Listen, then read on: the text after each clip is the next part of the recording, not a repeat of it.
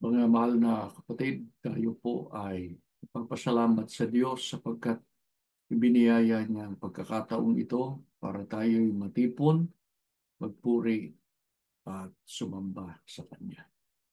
Kung inyong napapansin, mga kapatid, ano man ang pagsisikap po ng mga tao na gawin ang kanyang buhay na maligaya, ang buhay niya ay mapuno ng pag-asa, ay nahuhulog pa rin siya sa kabiguan sapagkat namamalagi po ang paglago ng kahirapan, namamalagi po ang kasamaan, nariyan pa ang mga kalamidad na ang pinakahuli nga ay ang nangyari sa Los Angeles, California, na totoo namang nagdulot ng malaking pinsala at marami po ang nagbuwis din ng kanilang buhay. Sa mga nangyayari sa mundo sa kasalukuyan, ano pa palang matanaw na pag-asa na masasabi nating magandang pag-asa ang lahat ng mga tao. Bagkus, ito ay nagdudulot sa kanya ng pangamba, takot, at higit sa lahat, ang iba ay tuluyan ng nawalan ng pag-asa. Sa panig nating mga lingkod ng ating Panginoong Diyos ay hindi tayo dapat na matulad sa mga tao ng sanlibutan na pagka dumaranas ng matinding mga kapigatian, mga pagsubok sa buhay, ay nawawalan ng pag-asa. Sapagkat una sa lahat, na ituro na sa atin ito, na ipahayag na sa atin, na ipangaral na sa atin, na darating ang ganitong pagkakataon sa mundo at sa buhay ng mga tao. Itinuro din sa atin sa pamamagitan ng mga tunay na sinugo kung ano ang dapat nating gawin pagka dumaraan sa mga mabibigat na mga pagsubok, mabibigat na mga suliranin, ang mga lingkod ng Diyos. Nasa anong panahon po ba tayo ngayon at ano ang dapat nating gawin? Pakinggan ninyo ang mga unang talata na aking babasahin, Isayas 59, 7 hanggang 9. Ganito po ang pahayag. Tinatakbo ng kanilang mga paa ang kasamaan at sila'y nagmamadaling magbubo ng walang salang dugo. Ang kanilang mga pag-iisip ay mga pag-iisip ng kasamaan, kawasakan, kag-iba ay nasa kanilang mga landas. Ang daan ng kapayapaan, hindi nila nalalaman at walang kahatulan sa kanilang mga lakad. Sila'y nagsisigawa para sa kanila ng mga likong landas. Sino mang lumalakad doon ay hindi nakakaalam ng kapayapaan. At ang kahatulan ay malayo sa amin o umaabot man sa amin ng katwiran. Kami ay nagsisihanap ng liwanag, ngunit narito kadiliman ng kaliwanagan, ngunit nagsisilakan kami sa kadiliman. Nasa anong panahon po ba tayo ngayon? Ang sabi sa Biblia, kami ay nagsisihanap niya ng liwanag, ngunit narito kadiliman ng kaliwanagan, ngunit nagsisilakan kami sa kadiliman. Ang paunang pahayag na ito ng Diyos, mga kapatid, ay nahayag at patuloy na nahahayag sa panahon natin ngayon. Sa panahon natin ngayon, totoo namang lubhang sagana ang kasamaan, lubhang sagana ang kalikuan na nangyayari sa mundo. Bakit po? Sapagkat, sabi sa talata, ang mga tao ay lumalakad sa kadiliman. Sa paraang ang kautusan ng Diyos ay hindi nasusunod, ang kautusan ng Diyos ay nalalapastangan. Kaya, ano maasahan natin sa mundong ito na maganda, na magdudulot sa atin ng pag-asa kung ang mga tao na namumuhay dito ay nasa kadiliman? Paano po yung mga taong nagpapakilalang may relihiyon? Mga taong nagpapakilalang sa Diyos at sila daw ay maliligtas. Batay po sa ating narinig ay ang kahatulan ay malayo naman sa amin. At ang kanilaan niyang mga paa ay nagmamadaling magbubo ng dugo na walang sala. Ang nasa isip nila ay kagibaan, kawasakan, kaya't ano pa. Merong katwiran pero hindi naman nasusunod ang katwiran o ang mga salita ng Diyos. Yan ang dahilan. Kaya napakadilim, napakasama ng mundong ito. Idagdag pa riyan ang mga kalamidad na nangyayari. Mga kapatid, ano po ang ibubunga sa mga tao, maging sa atin? Mga lingkod ng Diyos sa mga uling araw na ito. Anong ibubunga nitong pagsagana ng kasamaan, kadiliman, at mga salot na nangyayari? Mabuti po ay basahin natin ang nakasulat sa Lucas 21 at ang 11, pagkatapos ay tuloy ng 26 at 28.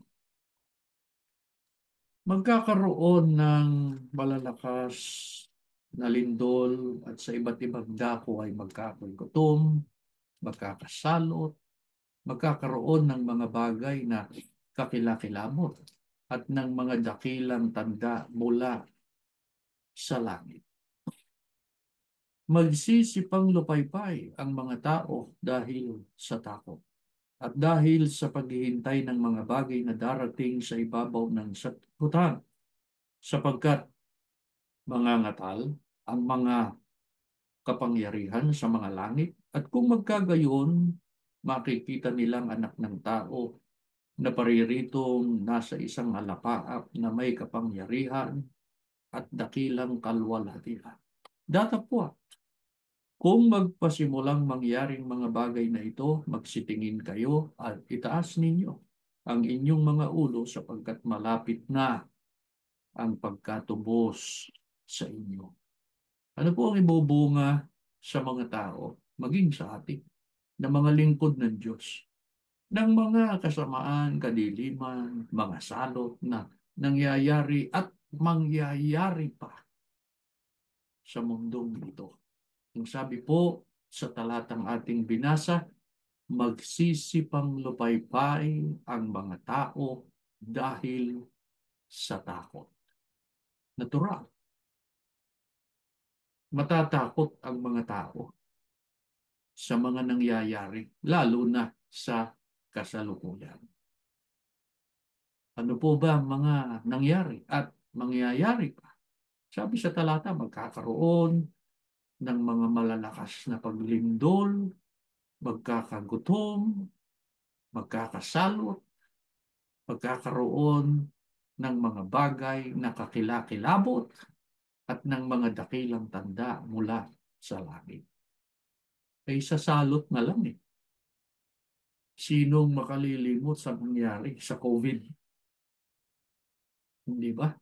Maraming namatay, maraming nagbuwis ng buhay. At marami po ang napinsala ang kanilang pamumuhay. Ano ang idinulot niyan sa mga tao? Pagkalungkot, pagkatakot, pagkalito, patigid sa lahat, kawalan ng pag-asa. Ano po ang kasunod na mangyayari pagka nagsimula na at patuloy pang natutupad ang mga bagay na ito? Ang sabi po ay makikita nila na paparating na ang anak ng tao. Kaya itaas ninyo ang inyong mga ulo sapagkat malapit na ang pagkatubos sa inyo. Sa makatuwid, darating ang panahon ng kawakasan. Pagkatapos ng mga bagay na ito, ang kasunod ay ang araw ng paghuhukom. Sa araw na yon, mga kapatid, tiyak matatapos ang kasamaan ng mga masasama at sa panig naman ng mga maliligtas ay ang pagkakamit ng buhay na walang hanggan. Mga kapatid, sa panahon ito ng kadiliman at ng kasamaan, paano kaya tayo magkakaroon ng kapayapaan? Paano tayo magkakaroon ng liwanag sa ating buhay? Balikan natin ang Isaias. Ang babasahin ko naman ay 50, ang talata ay Gs. Sino sa inyo ang natatakot sa Panginoon na sumusunod sa tinig ng kanyang lingkod?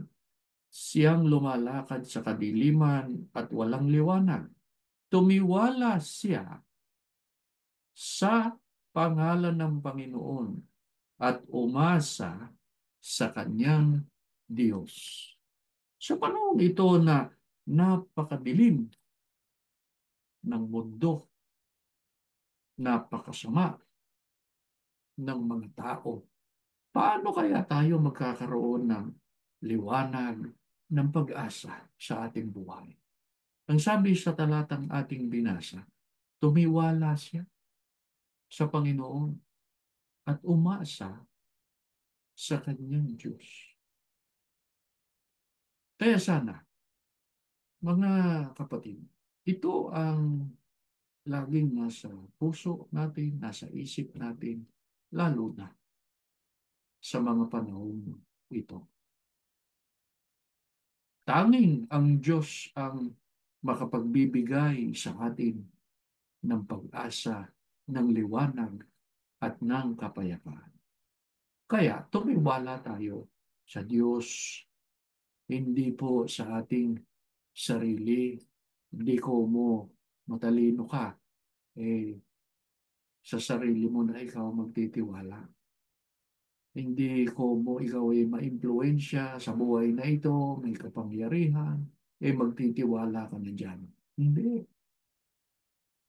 Ang kailangan ay sa Diyos ang tiwala at pag-asa. Mga kapatid, ano po ba ang nakalaan doon sa mga nagtitiwala at umaasa sa Diyos? Sa Hub 11, ang talata ay 15, pagkatapos tuloy ng 17 hanggang 18. Walang pagsalangang iyong itataas ang iyong mukha na walang kapintasan. Oo, ikaw ay matatatag at hindi matatakot. Ang iyong buhay ay magiging lalong maliwanag kaysa katanghaliang tapat. Bagaman magkaroon ng kadiliman, ay magiging gaya ng umaga. At ikaw ay matitiwasay sapagkat may pag-asa. Oo, ikaw ay magsiyasat sa palibot at magpapahinga kang tiwasay. Ano po ang nakalaan doon sa mga umaasa at nagtitiwala sa Diyos? Una, ang sabi ng Diyos, ikaw ay matatatag. Sa nakikita nating mga nangyayari sa kasalukuyan, meron pa bang makapagpapatatag sa buhay at pag-asa ng tao? Wala. Ang sabi pa sa talatang ating binasa, ang iyong buhay magiging maliwanag kaysa katanghaliang tapat. Pagkatanghali, tirik ang araw, maliwanag. Ang buhay ng nagtitiwala sa Diyos ay magiging mas maliwanag kaysa katanghaliang tapat. Ikatlo, ang sabi sa talata, ikaw ay matitiwasan. Ibig sabihin, mapipirmi ka.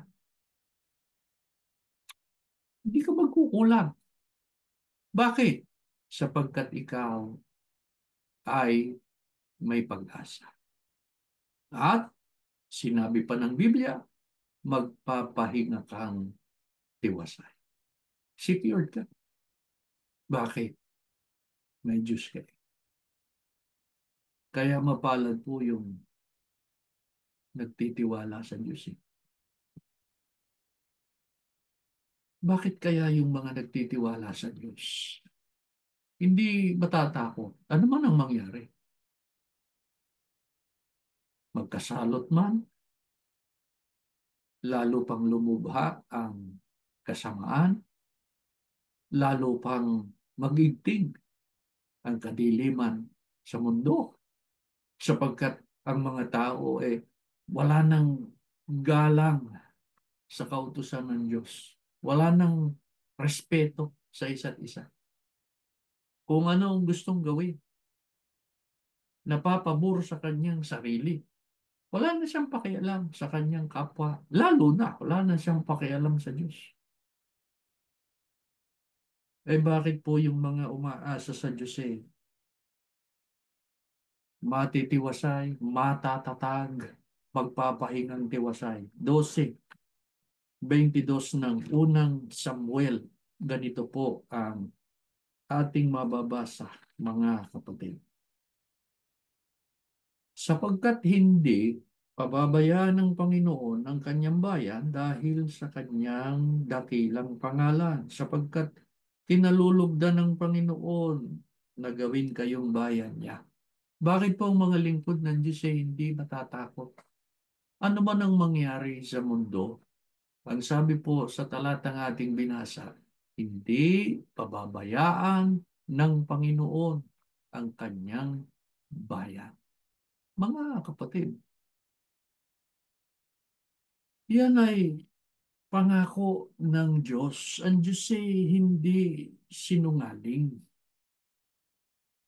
Hindi siya tao na pagka nagsalita ay matutupad lahat ng kanyang sinabi. Madalas na pagkakataon pagka ang tao nagsalita, hindi naman niya natutupad eh. Wala siyang kakayahan na gawin yung kanyang pinanukala, yung kanyang sinabi. Ang Diyos po, hindi gayon. Pag sinabi niyang, hindi ko pababayaan ang aking bayan, totoo yun. Tutuparin niya yun. Mangyayari. Sa panahon ito, mga kapatid, na malapit na ang araw ng paghuhukom, tayo naniniwala dyan. Sumasampalataya tayo sa paghuhukom. Pero may mga kapatid, hindi na naniniwala sa paghuhukom. Anong katunayan? Nilalabag na nila ang araw ng Diyos. Hindi na nila kinikilala ang katwiran ng Diyos. Alamin natin, sino po ang hindi pababayaan? Sino ang bayan? 62:11 ng Isayas. Narito, ang Panginoon ay nagtanyag hanggang sa mga wakas ng lupa. Alam na natin kung ano yan, kung kailan yan. Inyong sabihin sa anak na babae ng Siyon, narito, ang iyong kaligtasan ay dumarating, narito, ang kanyang kagantihan ay nasa kanya, at ang kanyang ganti ay nasa harap niya. Tatawagin nila sila ang banal na bayan, ang tinubos ng Panginoon, at ikaw ay tatawaging hinanap, bayang hindi pinabayaan. Sa maraming taon natin sa iglesia, alam nating ang katuparan niya ay ang iglesia ni Kristo sa mga huling araw. Ito ang bayan na ang sabi ng Diyos hindi niya pababayaan. Kung tunay tayong sumasampalataya,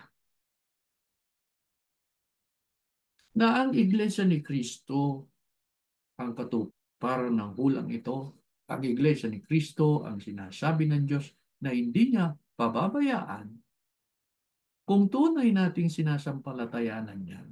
Hindi tayo mag-iisip, hindi tayo magtataglay ng kaisipan na ang iglesyang ito ay tumalikod na. Ano ang katunayan, mga kapatid, na ang iglesyang ito ay hindi tumalikod?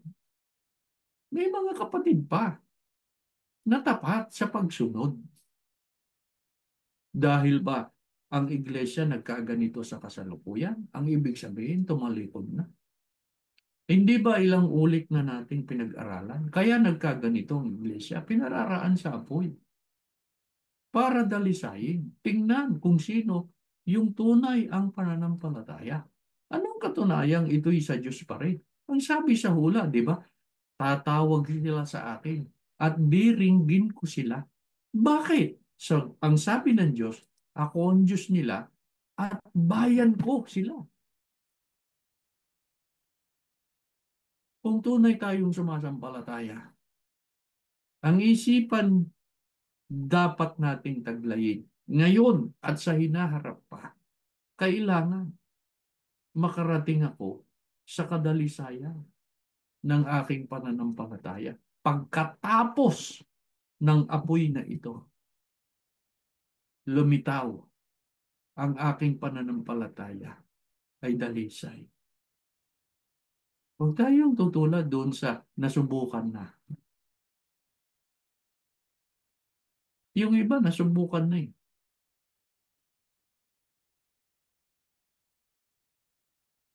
Kaya ano ang dapat na maging katangian ng mga kaanib sa iglesia? Kasi alam nyo, yung mga nagtaboy sa atin, yung mga nagtakwil sa atin, hindi na raw tayo bayan ng Diyos eh. Dahil sa, yun na nga, tiniwalag daw tayo. Eh, ang pagkakatiwalag naman sa atin eh, hindi naman sang-ayon sa Biblia. Sino ang dapat na itiwalag? Yung masama. Anong masamang ginawa natin? Inilantad pa nga natin sila, yung katiwalian nila. Kaya, Biblia ang sasagot. Ang Panginoon. Ano ang sabi? Pakinggan natin sa Juan, sa 10:14, 16 at 27. Ganito ang pahayag. Ako ang mabuting pastor. Nakikilala kong sariling akin. At ang sariling akin ay nakikilala ako. Meron akong ibang mga tupa na hindi sa kulungang ito. Sila'y kailangan din namang dalhin ko.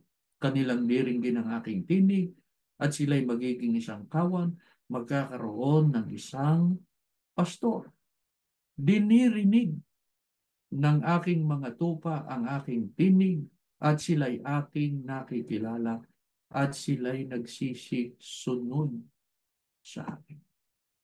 Sino yung tunay nakaanib sa iglesia? Ang sabi ng Panginoong Kristo, kilala ko sila eh. Paano sila makikilala? Dinirinig ang aking tinig at sumusunod. Kaya itanong natin, sino ngayon ang tunay na kaanib? Sino yung tunay na kay Kristo? Yun bang itiniwalag nila na nanindigan sa pagsunod? O yung nagtiwalag na yung pagtitiwalag, iba naman sa kalooban ng Diyos? Sino yung tunay na kaanib? Yung nanindigan sa tama? O yung gumawa ng katiwalian, gumawa ng korupsyon, sinira ang iglesia, pagkatapos may reward? Yung pa ang hindi natiwalang. Mga kapatid, ito, pakinggan natin to. Paniwalaan natin to. Ang Panginoong Kristo mismo ang nagpapatotoo. Yung tunay na sa Kanya, dumirinig at sumusunod. Mga kapatid, ano ang inaasahan po ng ating Panginoon Diyos? Dahil sa sinabi niya, hindi niya tayo pababayaan eh. Binasa ko kanina ay unang Samuel 12:22. Babasahin naman natin ang talatang 24. Basahin na rin natin yung 22 tapos tuloy ng 24. Sapagkat hindi pababayaan ng Panginoon ang kanyang bayan dahil sa kanyang dakilang pangalan. Sapagkat kinalulugdan ng Panginoon na gawin kayong bayan niya. Matakot lamang kayo sa Panginoon. Maglingkod kayo sa Kanya sa katotohanan ng inyong buong puso. Dili-dilihin nga ninyo kung gaanong dakilang mga bagay ang ginawa niya sa inyo. Ang sabi ng Diyos, hindi ko kayo pababayaan.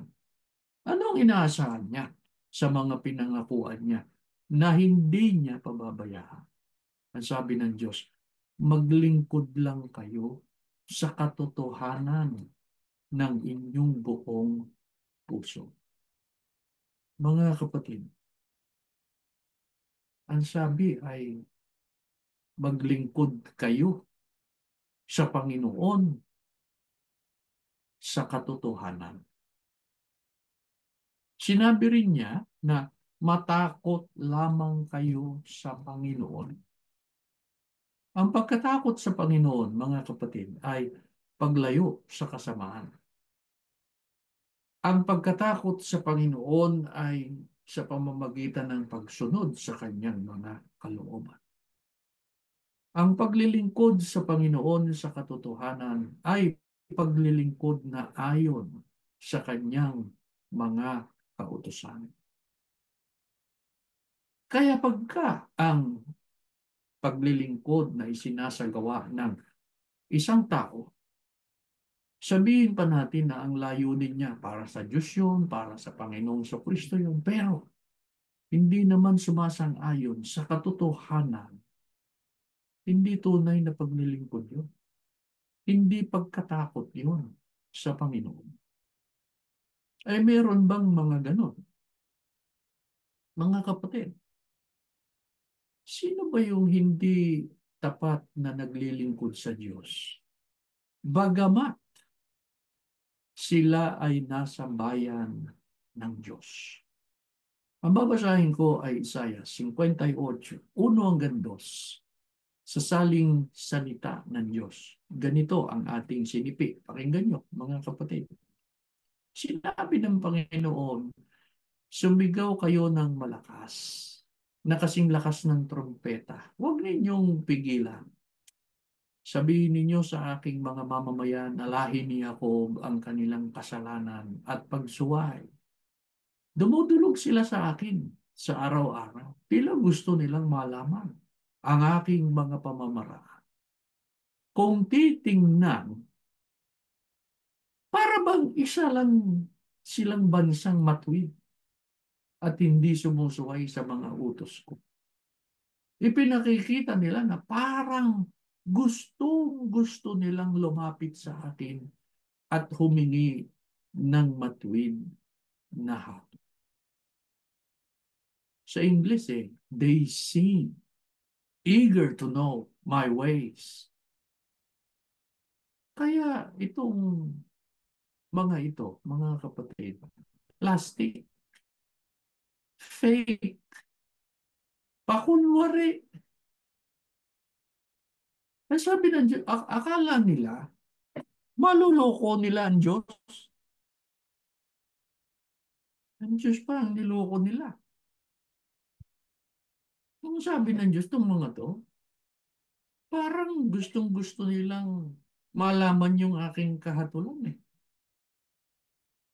Pero, hindi naman sila sumusunod. Mga kapatid, kayo na rin po ang makapagpapatotoo, kayo na rin ang mga makapagsasabi na yung nangyari sa atin, hmm, piniwalag tayo. Pero uulitin namin sa inyo, anong ginawa nila doon sa pamamaraan ng pagtitiwala? Pinilipit nila eh. Ang dapat itiwalag yung masama, yung lumalabag. Tayo, hindi tayo nagmamalinis. Hindi natin sinasabing wala tayong kasalanan. Pero anong dahilan bakit inalis tayo sa talaan? Dahil ba gumawa tayo ng masama? Hindi po, nanindigan tayo sa tama eh. Eh sila eh, kung sino yung masama eh, kung sino yung sumasalaula sa iglesia, nanatili eh. Pero pagka papakinggan mo yung mga sinasabi niya, ligtas kami. Kami tunay. Sumasamba yung mga yan. Oo, nakakadalo doon sa loob ng gusaling sambahan. Pero pagka nakita tayo, yung kanilang pinag-iinalan, nakaaway daw, mga rebelde daw. Wala silang pakialam sa atin. Walang pag-ibig, walang pagmamalasakit. Kaya ito eh, kapaimbabawan eh. Kunwari, naglilingkod sa Diyos. Kunwari, kay Kristo. Eh yung iba, ano nangyari? Sa kagustuhan, di ba? Mga naalis sa iglesia eh. Sa kagustuhan na maglingkod daw sa Diyos, maglingkod daw sa ating Panginoong Kristo, ay nagtatag ng ibang reliyon, ng sarili nilang reliyon. Alam nyo na kung ano nangyari. Ngayon, salamat sa Diyos, mga kapatid, at naawa siya sa atin. Hindi niya tayo pinabayaan. Binigyan niya tayo ng paraan ng pagsamba. At ito nga yun. Maaaring ang pagsamba natin ito, di ba? Um, ito'y minamata pa nga ng mga nagtiwalag sa atin.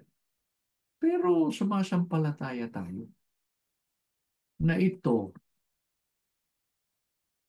pagka pinagtalagahan natin at itinuring natin na tunay na pagsamba, na parang inood nung maayos pa ang iglesia, kung paano pinahahalagahan natin, iginagalang natin ang kabanalan ng pagsamba, gayon din ang gagawin natin sa ating mga pagtitipon. Ngayon, pinaghahandaan, pinagtatalagahan, sapagkat ito'y pagpupuri sa Diyos. Paano natin makikilala pa mga kapatid ang mga nasa bayan ng Diyos na hindi pa kunwari ang kanilang pagsamba at paglilingkod sa Diyos? Ano uri ng kanilang pamumuhay? Basahin natin ang nasusulat sa 26, 4 hanggang 6, 8, pagkatapos talatang 11 dito sa awit. Hindi ako nauupo na kasama ng mga walang kabuluhang tao, ni papasok man ako na kasama ng mga mapagkunwari. Aking pinagtataniman ang kapisanan ng mga manggagawa ng kasamaan, at hindi ako umuupo na kaumpok ng masama. Aking huhugasan ng aking mga kamay sa pagkawalang sala.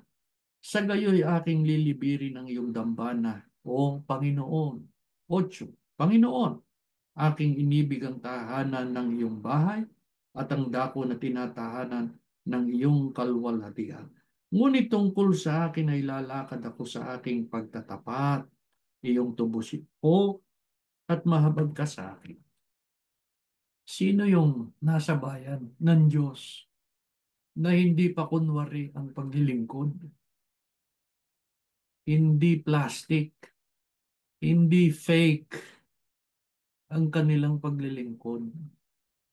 Ang sabi po sa talatang ating binasa, hindi ako umuupo kasama ng mga masasama. Hindi ako nakikisama sa mga walang kabuluhang tao.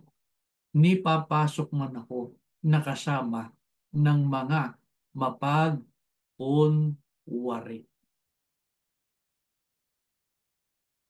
Sa Ingles, ang sabi, ang pagkakasalin ay I will not sit with the wicked, nor I will go with hypocrites. Sa makatwid, yung nasa bayan ng Diyos na ang paglilingkod ay totoo. Hindi siya ipokrito.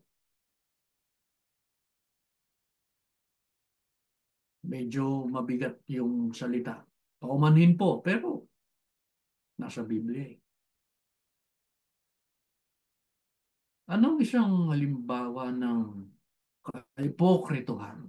Ah, ay yung masasabi natin, yung nangyaring rally nung nakaraan. Eh, kinukondem yung korupsyon. Pero halatang halata naman na yung rally, nung magsalita na, yung mga dapat magsalita, eh lumilitaw na parang ayaw nilang ituloy yung batas, yung legal process na nag-iimbestiga sa mga gumagawa ng korupsyon. Hindi ba kaipokritohan yung kunwari, yung rally para sa kapakanan ng mahihirap na mga mamamayan ng Pilipinas? Pero ayaw naman nilang paimbestigahan yung lumustay ng pera ng bayan.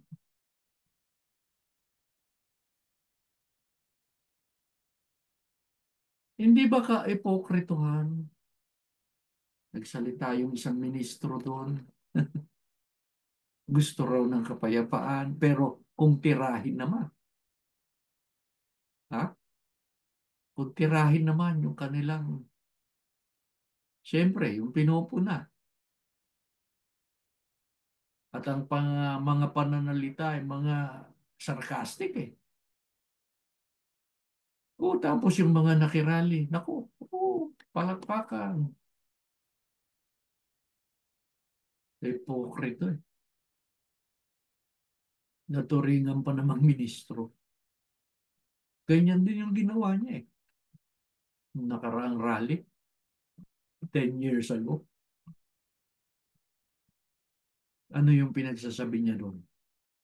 Nako, mga salitang hindi dapat mamutawi sa bibig ng nagpapakilalang tao ng Diyos. At tayo mga kapatid, saan man tayo naroroon, wala mang nakakakita sa atin, wala mang nagbabantay sa atin. Mga kapatid, dapat matured na tayo sa pananampalataya. Alam natin kung ano yung totoo, ano yung tama. At kailanman hindi tayo sasama sa masama. Huwag din nating gagayahin yung iba na nakikinig siya rito, pinakikinggan niya din si ganito.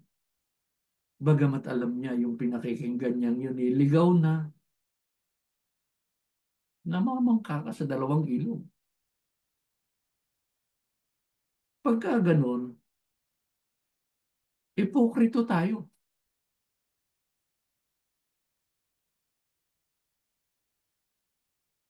Pagka ganun, kita ng Diyos yun.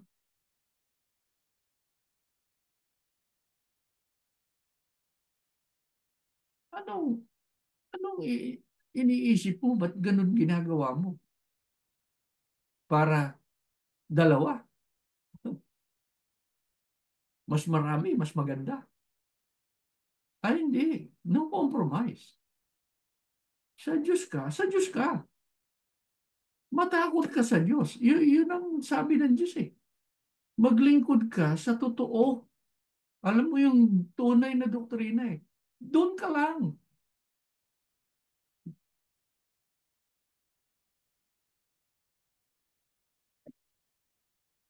Eh pagka po hindi natin sinunod yun, Ang ginusto natin, ang gagawin natin, hindi o malulugod ang Diyos. Pagka tayo po ay nagpakatotoo, nagtapat sa paglilingkod sa Diyos at ginawa na natin yan sa maraming taon at awa ng Diyos na gagawa natin hanggang sa kasalukuyan. Anong maaasahan natin? Mga kapatid, pakinggan ninyo ang 91:14 hanggang 15 dito sa awit. Ang sabi ng Diyos, aking ililigtas ang tapat sa akin at iingatan ko ang sino mang taong ako'y kikilalanin.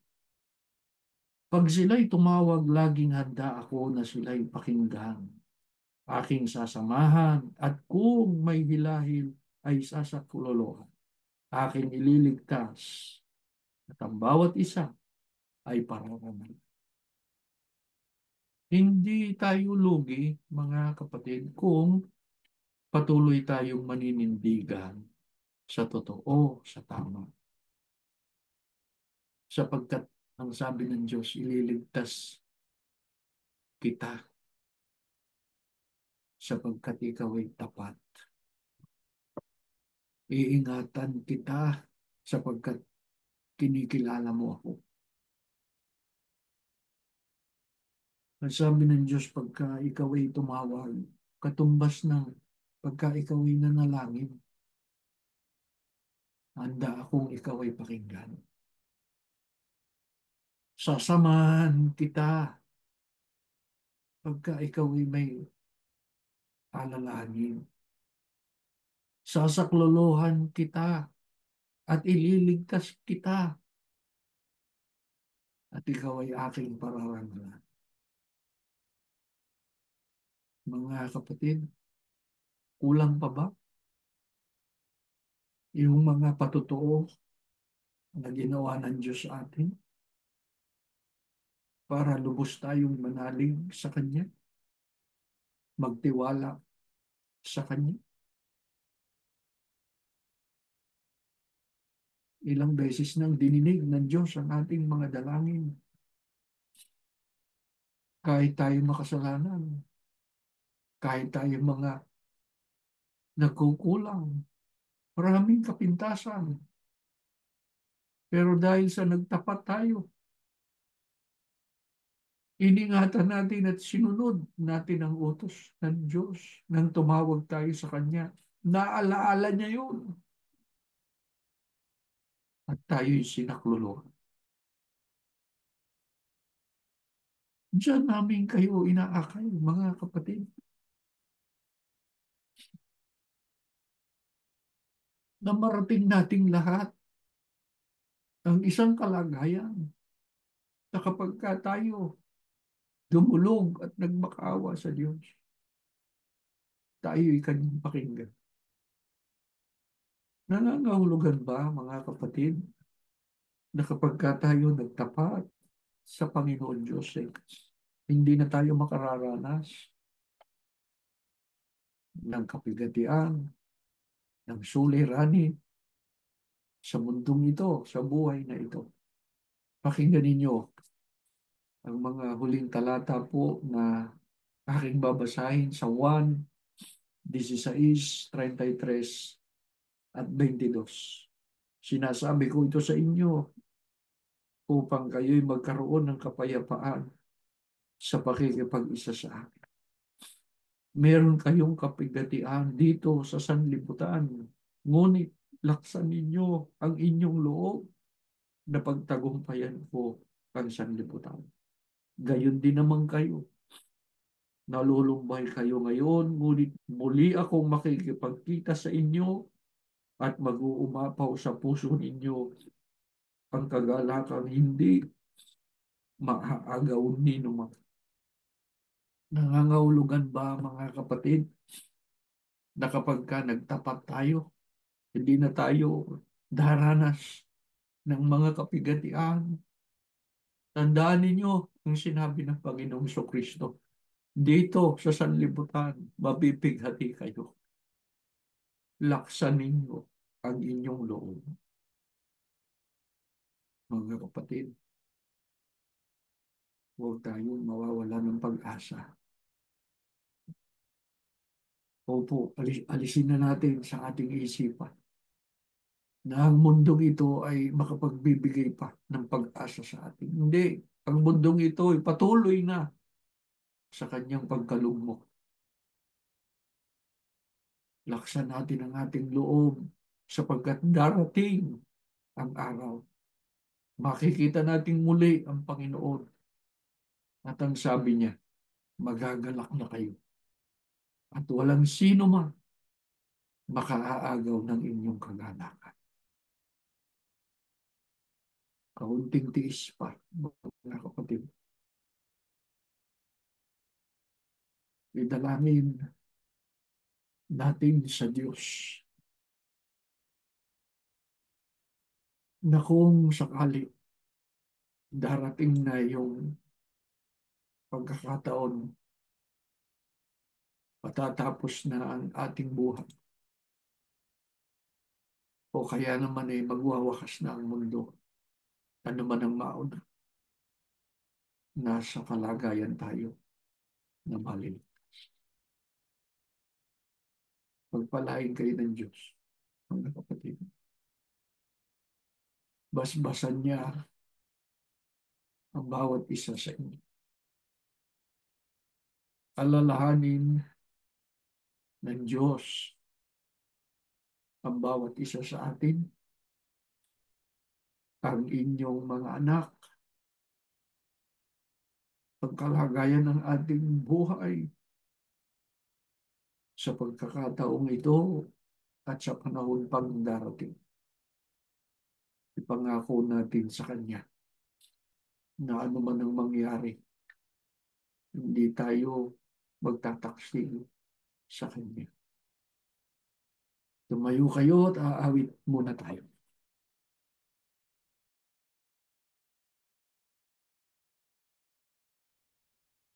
Panginoon namin Diyos, salamat po ng maraming marami sa iyo.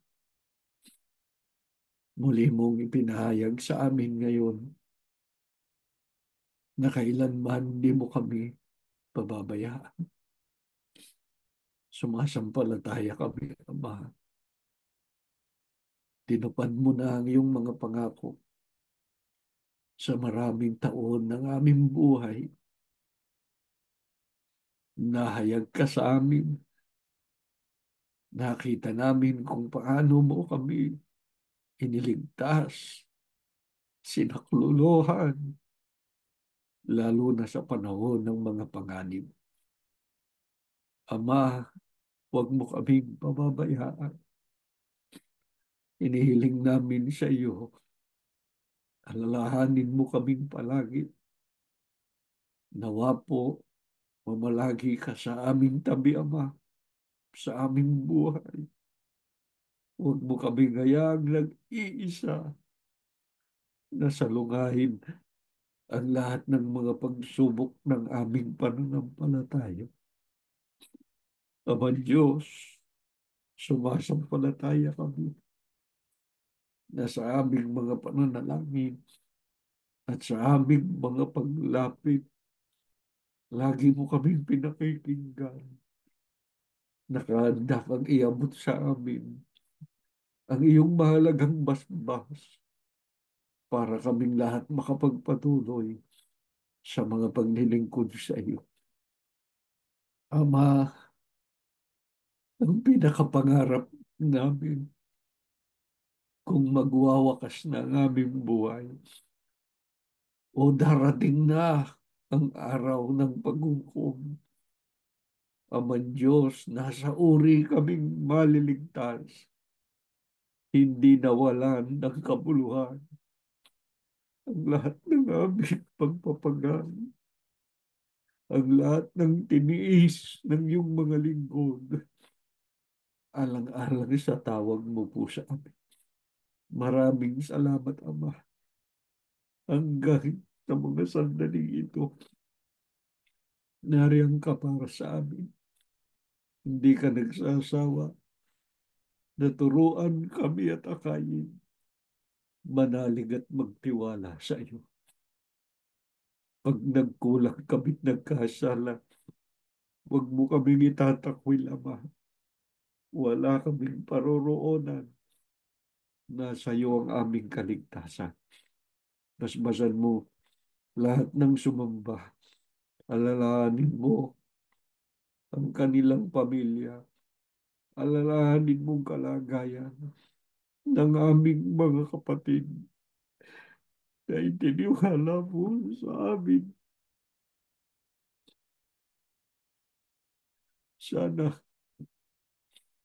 pag nakita mo sila, nagsisikap na ang mga salita mo maingatan at masunod, lalo mo silang pagpalain, lalo mo silang lingapin, magpakahayag ka sa kanilang buhay.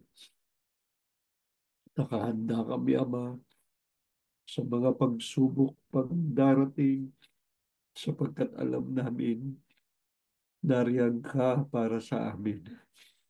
Tatawarin kami, patuloy mong ibiyaya ang mga pangangailangan namin sa araw-araw upang magamit namin higit sa lahat sa mga pagpupuri sa iyo. Tumitiwala kami. Binasbasan mo na kami, Ama. Salamat sa pagsambang ito. Sa ngalan ni Jesus na aming tagapagligtas.